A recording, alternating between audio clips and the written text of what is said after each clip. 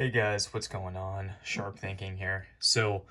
Recently I picked this guy up off the secondary market, and I thought it was an interesting knife.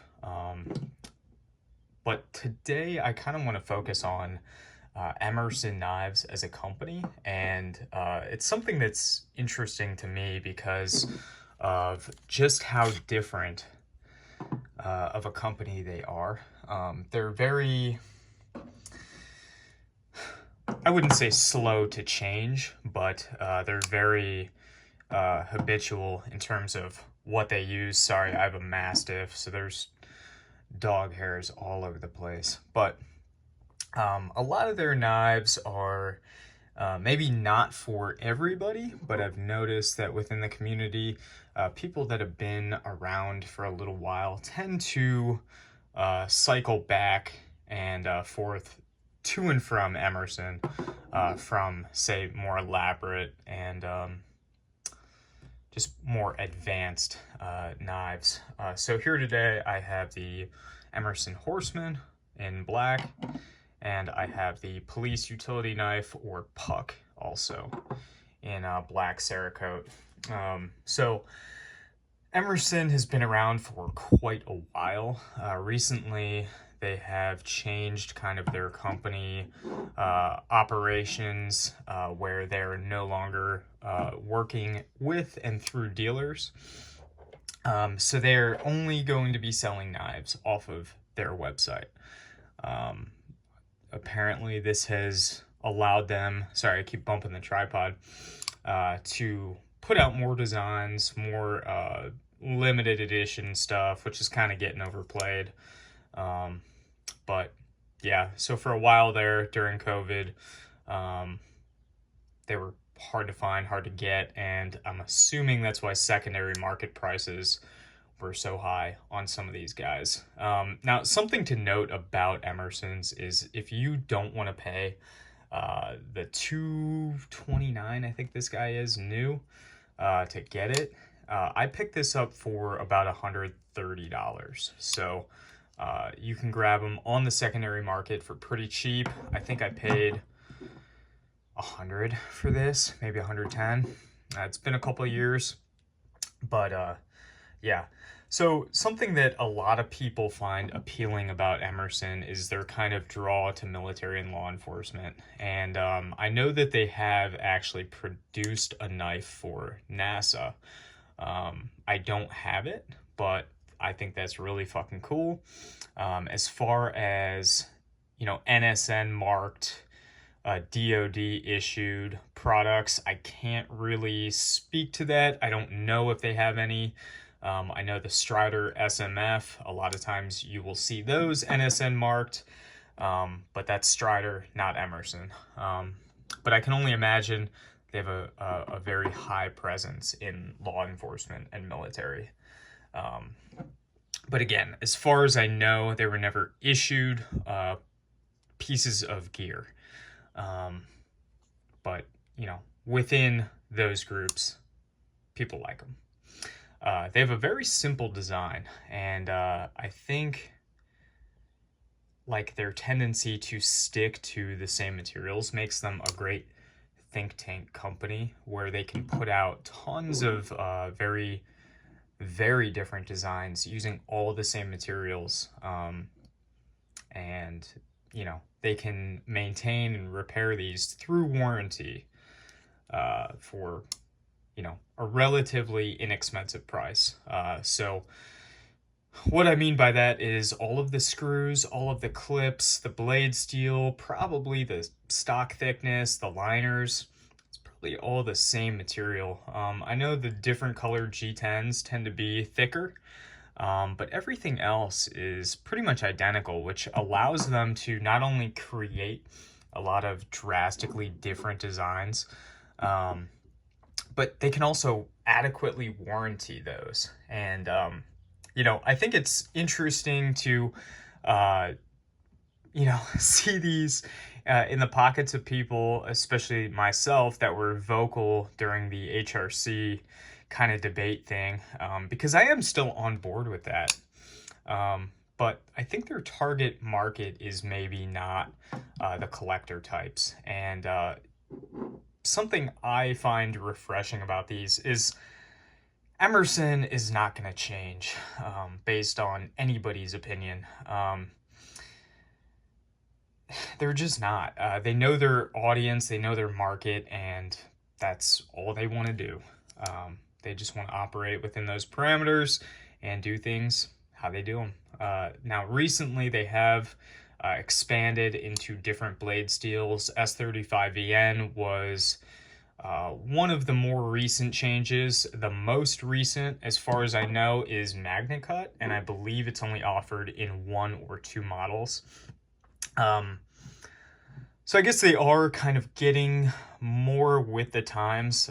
This blade steel, you know, when Emerson was a newer company, was obviously very advanced, but, you know, now it is, I don't want to say outdated, but it's an older steel. It's not even a PM steel. It's traditional, you know, 154 cm. But I don't know. It seems to work for a lot of people, and I've just gotten this guy in, so I haven't used it a ton. And this guy has seen quite a good bit of use, as you can tell. That is Kydex wear right there from it shifting back and forth in the sheath. But yeah, it's adequate. The blade certainly is not going to break, which I think is kind of the whole philosophy behind the choice and their Rockwell. Now, when I got this guy in, I started carrying it immediately, and normally I carry this, which is a Benchmade Anthem in Vancron Super Clean. So this is a Bowler 10V class steel, and it's very nice. I had this done by Roman Case at Case Knives, and you know, this is about as good of an EDC in my opinion as it gets. It is excessive, very excessive. The blade Rockwell is at 68, and it's got an integral titanium handle with all this fancy milling. And when I got this guy in, I was like, maybe we don't need to do all of this all the time. Sure, the blade is nice, but does the handle really add all that much to the design? And the conclusion I came to was no, not really. You know, it's cool and fun to have these things, these super kind of knives, but at the end of the day, a knife is just supposed to be a knife. And I think other people have pointed this out in other videos, but Emerson kind of looks at their folders as a blade that just needs a handle so that you can hold on to it. Now, something I find really interesting about Emerson is their staying power.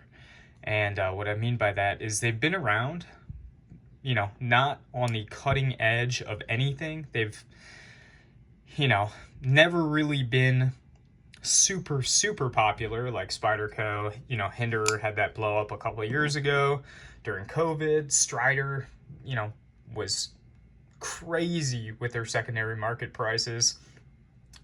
They've never really had a moment like that. And it kind of reminds me of a lot of these other companies like Surefire, where, you know, maybe they're not always the most advanced.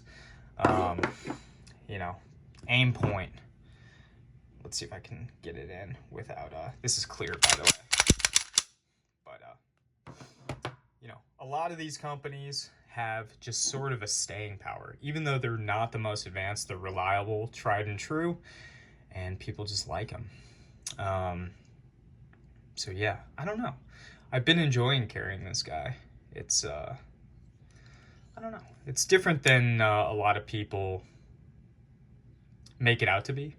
The ergonomics on it, people say, are really good. And if you hold it in what I call the point of sale grip, which is like, you know, you pick a knife up, especially something like this with all this handle work, you know kind of how they want you to hold it. If you were to stray from that, say in cutting wood or cardboard, your hand would probably end up something like this. And immediately there's a ton of hot spots like this. Now with the puck, which fixed blades are typically better at this, there's no hot spots anywhere on this knife. It is phenomenal. This has maybe the best ergonomics of any knife I've ever handled. And I don't know, it's different.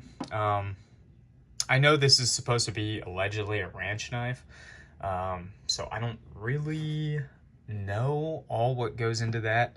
I don't work or live on a ranch, but it is comfortable in the traditional point of sale, for lack of a better word, grip. But outside of that, I think it is maybe not all it's cracked up to be. But yeah, if you need a knife that is not going to break and will have essentially an unlimited warranty on it, this might be the company to look at. And you'll see talk of people having issues with the liners going to 100%. And I've noticed, what is that? Must have dinged it on something. That with certain models, you get different lock faces. And what I've noticed about these lock faces is sometimes they're very, very small. And so the CQC7, this model, you tend to see more liners locking up later. And other knives that maybe have larger lock faces are going to make more contact with that titanium liner. And they tend to last a little bit longer. I'm not sure if there's a reason for it. It could be just that he wants the liner to deform if something were to happen, although I'm sure regardless of the contact face, it would deform at the furthest point because it's rotating around the pivot. But I think at this point, maybe I'm reading a little bit too much into it. I think it would be cool to have a bigger lock face, because that way you don't have to send it in to a warranty basically for no reason. But yeah, I just wanted to talk about Emerson Knives as a company and just kind of give you my thoughts. I like them. They're definitely, in my opinion, hard to justify, you know, this at $230. I think that's quite a bit for what you get, but I think a lot of the newer models are kind of coming around.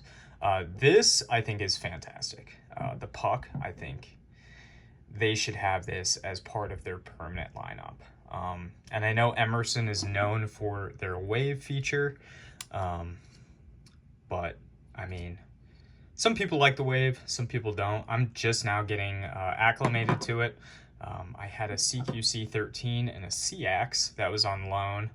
I own the CQC 13. That was a terrific knife, such an American design. But yeah, this thing is incredible, which is, it's so funny because they're known for their folders. And this is just like, you know, if it were in a different steel, ground thinner, with a better heat treat, this would be like my go-to. I would never carry anything else. But that's all I have for now, so I will see you guys in the next video.